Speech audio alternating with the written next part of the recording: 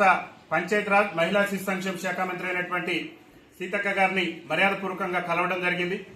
ముఖ్యంగా తెలంగాణ రాష్ట్రంలో ఏదైతే త్వరలో జరగబోయేటటువంటి పంచాయతీ ఎన్నికల్లో వికలాంగులకు జనాభా దామాషా ప్రకారం రాజకీయ రిజర్వేషన్ కల్పించే విషయాన్ని రాష్ట్ర ముఖ్యమంత్రి గారితో చర్చించాలని చెప్పేసి రాష్ట్రంలో వికలాంగులు ఎదుర్కొంటున్న సమస్యలు పరిష్కరించేందుకు ముందుగా ఈ రాష్ట్రంలో ఉన్నటువంటి అన్ని వికలాంగుల సంఘాలతోని అన్ని రాజకీయ పార్టీలతోని ఒక అఖిలపక్ష సమావేశం నిర్వహించి రాష్ట్ర వ్యాప్తంగా వికలాంగులు ఎదుర్కొంటున్న సమస్యల పరిష్కారానికి మరి గౌరవ ముఖ్యమంత్రి గారు కృషి చేసే విధంగా మరి చర్యలు తీసుకోవాలని చెప్పేసి గౌరవ మంత్రివర్యులు మరి సీతక్క గారికి విజ్ఞప్తి చేయడం జరిగింది.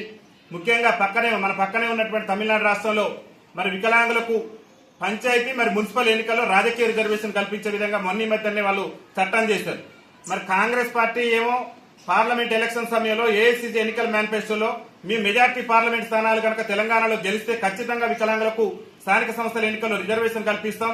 మేము గతంలో రాజస్థాన్, ఛత్తీస్గఢ్ లో గతంలో మా కాంగ్రెస్ ప్రభుత్వం అధికారంలో ఉన్న సమయంలో మేము రిజర్వేషన్లు ఇచ్చినాం.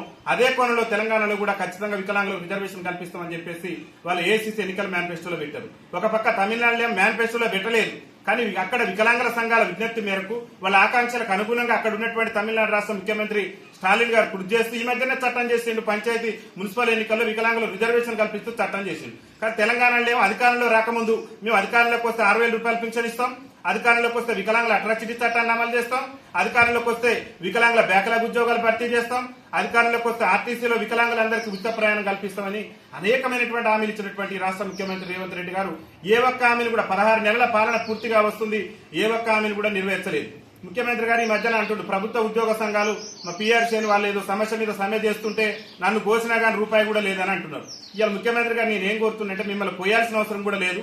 పంచాయతీ ఎన్నికల్లో వికలాంగులకు రిజర్వేషన్ కల్పించడానికి రాష్ట్ర ప్రభుత్వానికి పైసా కూడా అవసరం లేదు. రూపాయి ఖర్చు లేకుండా వికలాంగులకు రాజకీయ రిజర్వేషన్ కల్పిస్తే తెలంగాణ రాష్ట్రంలో దాదాపు 26,000 మంది అంటే 26,000 మంది వికలాంగులకు రాజకీయ అవకాశాలు వచ్చే అవకాశం ఉంది. ఈ దేశాన్ని స్వతంత్రం వచ్చి 75 ఏళ్ళు అవుతుంది. 75 ఏళ్ల నుంచి కూడా మీ సకలాంగుల పాలకుల చేత వంచితపడినటువంటి సామాజిక వర్గం మా వికలాంగుల సామాజిక వర్గం. మీ కాంగ్రెస్ పార్టీ, మీ రాహుల్ గాంధీ ఏఐసీసీ ఎన్నికల మేనిఫెస్టోలో పొందుపరిచిండు. కాంగ్రెస్ పార్టీకి మెజార్టీ పార్లమెంట్ స్థానాలు ఇస్తే ఖచ్చితంగా వికలాంగులకు తెలంగాణలో కూడా పంచాయతీ ఎన్నికల్లో రిజర్వేషన్ కల్పిస్తానని చెప్పారు.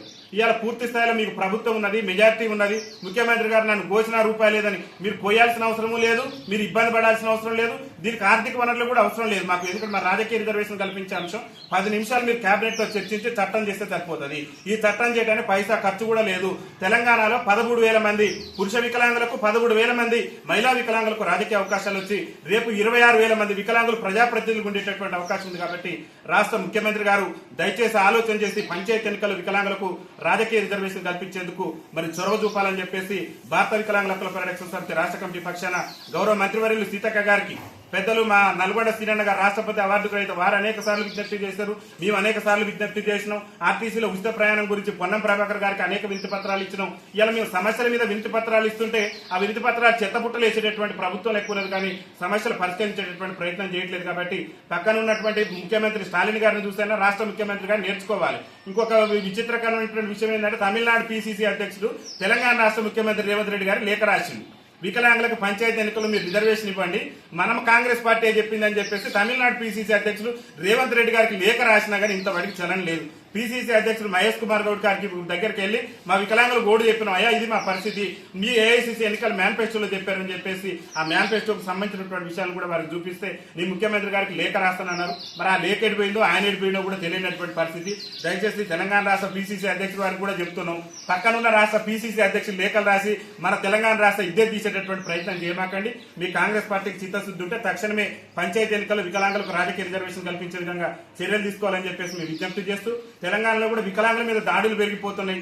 ప్రతి గ్రామాలలో కూడా మాలాంటి నాయకులు కూడా చోటా లీడర్లు, రాజకీయ నాయకులు అధికార పార్టీ అని చెప్పేసి పెత్తనం జలాయిస్తూ మరి ఇచ్చలవిడిగా కూడా దౌర్జన్యంగా ప్రవర్తిస్తూ వికలాంగుల మీద కూడా దాడులు చేస్తున్నారు. వాళ్ళ మీద కూడా చట్టపరమైనటువంటి చర్యలు తీసుకోవాలి. కేంద్ర ప్రభుత్వం 2016 వికలాంగుల హక్కుల చట్టం తెచ్చింది దేనికనంటే వికలాంగులు ఎవరైనా అవమానపరిచినా, కించపరిచినా వికలాంగుల హక్కుల చట్టం సెక్షన్ 92 ప్రాతిపదికన అనేకమైనటువంటి మరి ప్రాతిపదిక కేంద్ర ప్రభుత్వం 2016లో తెచ్చింది. కాబట్టి ఆ చట్టం అమలుకు కూడా సీతక్క గారు చొరవ చూపాలని చెప్పేసి మేము విజ్ఞప్తి చేయడం జరిగింది. వారు కూడా సానుకూలంగా స్పందిస్తారని మేము భావిస్తున్నాం.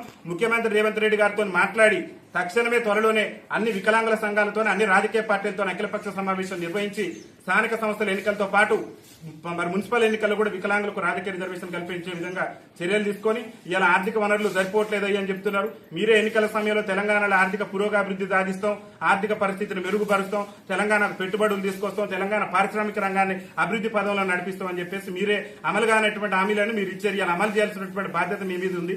ఇలా మమ్మల్ని నమ్మించి మా గొంతు కోసేటటువంటి ప్రయత్నం చేస్తే మేము కూడా సహించబోం. పెద్ద ఎత్తున భారత వికలాంగుల హక్కుల పరిరక్షణ సమితి ఆధ్వర్యంలో 6,000 పింఛన్ ఇచ్చేంత వరకు రేవంత్ రెడ్డి ప్రభుత్వాన్ని వదిలిపెట్టాం. ఆత్మగౌరవం కోసం రాజ్యాధికారంలో మాకు వాటా కల్పించేంత వరకు రేవంత్ రెడ్డి ప్రభుత్వాన్ని వదిలిపెట్టాం.